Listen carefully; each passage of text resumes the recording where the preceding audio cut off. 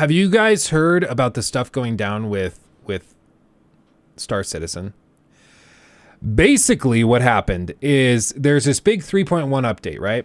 Big 3.1 update. Everybody's super excited because this 3.1 update is going to bring what's known as like persistent entity streaming, which is just a fancy way of saying that you will be able to leave anything, anywhere in the game, and it will persist. So if you fly to a planet somewhere and you leave an item on that planet's surface, if you come back in an actual year, like a full year, you can come back and find that stuff exactly where you left it because it's just persistent. It stays.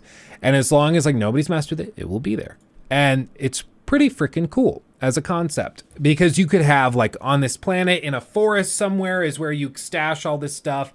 There's a lot of cool stuff. It's built out within shards, so not everybody who plays the game, like across millions of players, will see the same exact loadouts, but basically people in your general area or friends of yours will be able to see all of the same stuff. So like if I had a base on a planet somewhere, it's possible if you're playing somewhere else, you could be on a different shard of the server infrastructure and you wouldn't find my stuff when you went to that location. It's technically possible, but if we were like friends in the game, then it would show up for you. So at least that's the idea behind it. And it's honestly kind of cool. The question is like, how do you turn this into a full game? That's a big question. I don't know. But nonetheless, it's interesting. However, as you can imagine, it's kind of hard to get working. And if you know anything about Star Citizen, you know that they have a hard time getting literally anything working. So it's kind of an issue. And so they just launched 3.18 for everybody globally. And let's just say there's been some issues, okay? So Level Cap Gaming, who is a YouTuber that focuses a lot on Star Citizen, from what I understand, they do a lot of really cool stuff just with shooter spaces and all sorts of things in general. But they did a video breaking this down, and then we have another video from somebody else if this doesn't cover the whole thing. But just to give you an idea of the meltdown surrounding Star Citizen, because there's a handful of things. Fex, thank you so much. I don't know why the audio didn't pop off. It should have. Gotta love it when things don't work. Thank you for that. For the $36.99 comes out to 1007 American. Thank you for the 10. I really appreciate it. Any idea on what's the best controller for Nintendo Switch? I'll be real. I stay good and faithful to the Switch Pro controller. I love that thing. It's super solid. It's comfy. Any third-party controllers I've tried, I've never really been satisfied with. So I would personally recommend that, but you know, to each their own. That's my preference. Okay, let's see what they have to say. Turn up the volume. Boop. Currently in disaster mode. The Star Citizen is currently in disaster mode. The new 3.18 update for the game has caused the servers to basically melt down into an unplayable state. After months and months of waiting and testing, the developers finally pushed their extremely massive patch out to the live servers, and it has not gone well. As of making this video, the servers are either completely down or mostly down, and even if you're able to log in by some miracle, all the in-game systems fail, so it's still pretty much unplayable.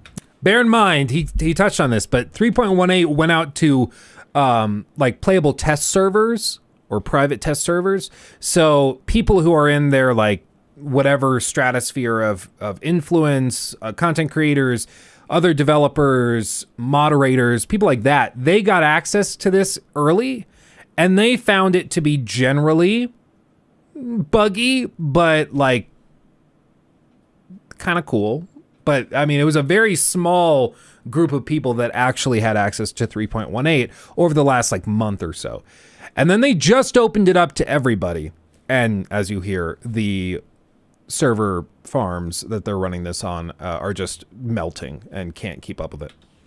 Now, there is, of course, a reason for all of this occurring. Whether or not it's a good reason is really for you to decide, but Star Citizen's 3.18 patch is not just some random update. It's fundamentally redesigning the entire way the game communicates with servers, in addition to other massive changes. Which means that while they were building the patch, it more or less broke just about every system in the game, which had to be painstakingly repaired. And which is important to note. Like, it's not as though they just tried to send out a like pretty menial patch to like adjust some balance issue and then they broke the whole game. That's what like Fallout 76 had. They would go out and they'd patch like, okay, we made it so now you can't just type into the console commands any item and get it infinitely in a multiplayer game. And they'd send out that patch for Fallout 76, and then in the process they broke the game physics somehow.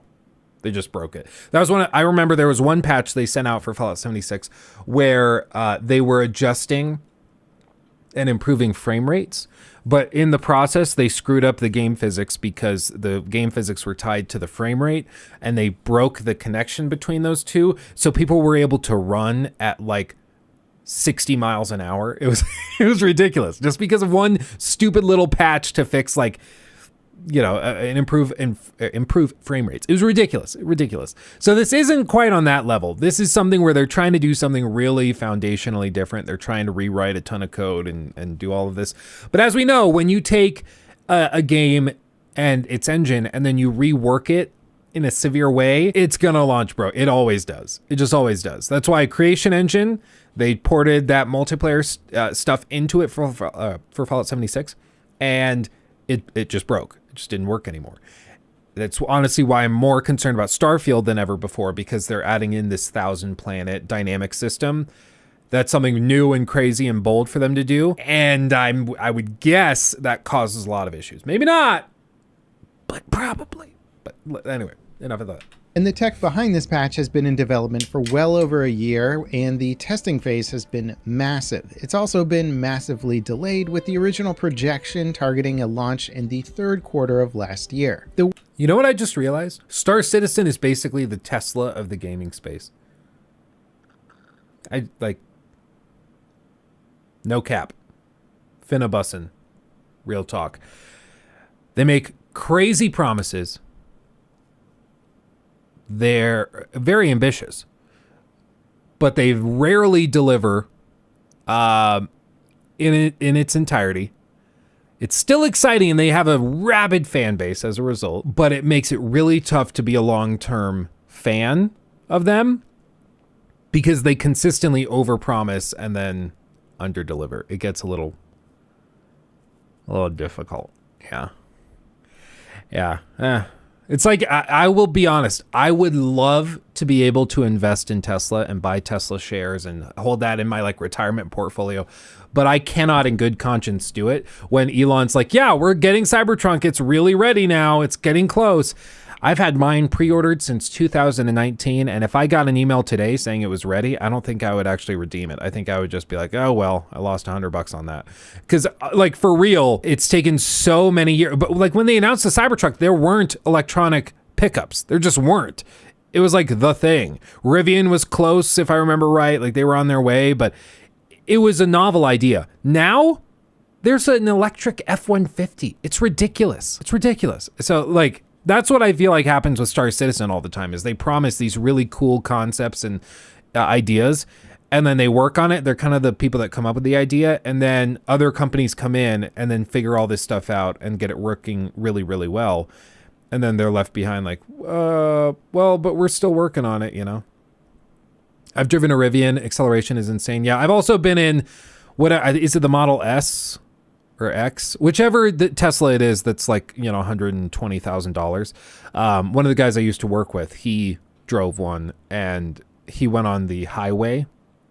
It was like a Tuesday afternoon at like 2 p.m. It was after a golf tournament thing we held for one of the founders of the company who passed away. And we loaded up in that thing and he hit the pedal to the metal and oh my God, if you've ever been on a roller coaster and you get that feeling of, it's that times 1,000. It was ridiculous. Yeah, you look like you play golf. I wish I played golf. I think I've in my life been golfing 3 times, maybe. I'm not counting like mini golf or top golf, but I would like to. That's probably why I look like it. I look like I would like golf because I want to like golf. I want to do it and get better. My little brother, Tim, he is actually like pretty into golf. He goes hard. So I got to work on it. I got to get back out to the course and work on my backswing. Is that what golfers say? I don't know. The work required to make Star Citizen function with this brand new replication layer technology has been hugely underestimated by Cloud Imperium, mostly because this tech hasn't been used before by pretty much anyone. The programmers are forging new ground in online gaming, and clearly it's been difficult and very hard to predict how long it's going to take. And with the patch launching on Friday of last week and it now being Tuesday, the multiplayer universe has been more or less unplayable the entire time. And again, those who have been able to log in haven't really been able to accomplish much. Thousands and thousands of players have been trying to log in, which has shown that 318 server tech cannot yet function at this scale. Nor could other systems. Prior to the patch even launching last week, the actual Star Citizen forums were crashing due to so many players refreshing the website while waiting for the launch announcement. And part of the reason that Cloud Imperium actually launched the patch in its current state was because they needed to test the patch at mass scale. And scale is exactly what they got, with CIG describing massive player login attempts, which is both encouraging that there are so many players that want to try this new update and disappointing that the update has failed so spectacularly. And I have seen some people suggest that CIG knew this patch would fail at this level, as they had already announced a major fix-it patch was in the works prior to launch, but they were already working on a fix. It's a conspiracy. They knew the whole time. Oh man, Cloud Imperium, tear down your wall. I don't know. Of course they knew it was gonna break. I could have told you it was gonna break like a month ago. Every time they release a major patch, it breaks. Like, yeah. Guilty. But like, you'd kind of expect it, right? Because it's a pretty crazy change. Just the idea that if you do anything, like even if you have no idea about anything related to coding, which I don't really have any idea when it comes to coding, how this stuff works. My dad has like 2 master's degrees with various IT stuff, coding and programming and stuff. He explains stuff to me and I'm like, I have no idea. And even still, like, I could even say that this seems like a big change to make. Like, you're coming in and you're making it so I can drop an empty water bottle in the game in space, orbiting a planet, and it will stay there forever. Orbiting. So, technically speaking, I should be able to take my ship, fly up in 6 months, find that bottle in orbit somehow, pick it up and put it back in my inventory. That's what they're trying to do. And I'm sure you can understand why that's like kind of a big deal. Why that's not just like, oh yeah, we'll put out a patch, it'll be fine.